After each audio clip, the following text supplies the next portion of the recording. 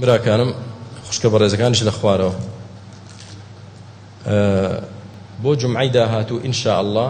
بڕیار وایە لە خوارەوە نوێژی جومعە بکەین. ئەمە دەست دەکرێت بە تێکدانی لەوەی بڵێن مامۆستا دەمێکەوە دەڵێن خۆتان لە من باشتر دەزانن ئیشی دائیرە چۆنە بە ئاسان نایەتە دەستەوە و الحەمدوللا ماوەیە کە سوپاس بە خوای گەورە کەوتمان تەواو موافقە کرا موافقەی وەرگرتنی زەویەکان کرا، بەڵام بڕیارێک مابوو کە بڕیاری تێکدانی مزگەوتە. ئەو بڕیارەوە دوو ڕۆژە دەرچووە، موافقەیەکیمان بۆ دەرچووە کە ڕێگە دراوە مزگەوت تێکی بدەین بۆ دروستکردنەوەی. بۆیە خوشکە بەڕێزەکان لە هەفتەی داهاتووە داوای لێبوردنمان هەیە، پیاوان دادەبەزنە شوێنی ئێوە، لەوانەیە شوێنی ئێوە نەبێ ئەکید شوێنتان نابێ بۆ نوێژکردن، بۆیە بۆ زانینتان بزانن و دوعای خێریشکەین براکانم. دەست بەو مەشروع گەورەیە دەکەین، خوای گەورە نیەتمان خاڵسکە و ئاسانی بکە بیکاتە مای خێر بۆ مسلمانان و بۆ شارەکە و منطقەکە ئینشاء الله تعالی. و خوای گەورە خێری هەموو ئەو برا بەڕێزانش بنووسێ، ئەو خوشکە بەڕێزانش، هەموو ئەو کەسانش کە کار ئاسانکار دەبن، یارمەتی دەردەبن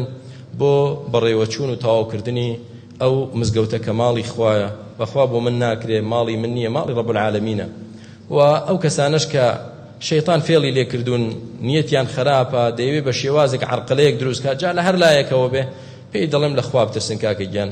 تۆ ڕوبەڕووی ماڵی خوا دەبیتەوە، ڕوبەڕووی من نابیتەوە، وەڵا وا دەکەین و هەوڵ دەدەین و چی و چی بەخوا زەرەرە بیکەی، بۆ خۆت و بۆ قیامەتی خۆت زەرەرە و هەوڵەکەشت سەر ناگرێت، دڵنیا بە ئینشاء الله.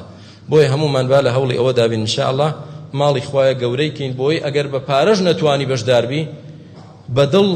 نیەت دوایە حەزت لەوەیە کە ماڵی خوا گەورە بێت و خۆشتر بێت، بۆی ئەجرت لەسەر دەستکەوێ ئینشاء الله، نەک تا پێت بکرێت دژایەتی بکەیت دوای دەسەڵاتت نەما تازە چی بکەین تاو کۆڵماندا، ئەو کاتە تۆ لای خوا ڕۆژ دەبی، گوناهبار دەبی. بۆیە کار ئاسانکار بین هەمومان ئینشاء الله تعالی، کەس بە هیچ شێوازێک ڕێگری لێ نەکا و کۆسب دروست نەکات،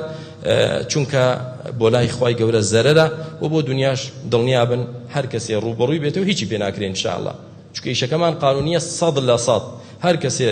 ببێتە ڕێگر لە دروستکردنی ئەو مزگەوتە هیچی پێ ناکرێ ئینشاء الله، بە پشتیوانی خوا دەیڵێم ئیشەکە قانونیە، بەس گوناهباری و عیبداری دنیا و قیامەتی بۆ دەمێنێت.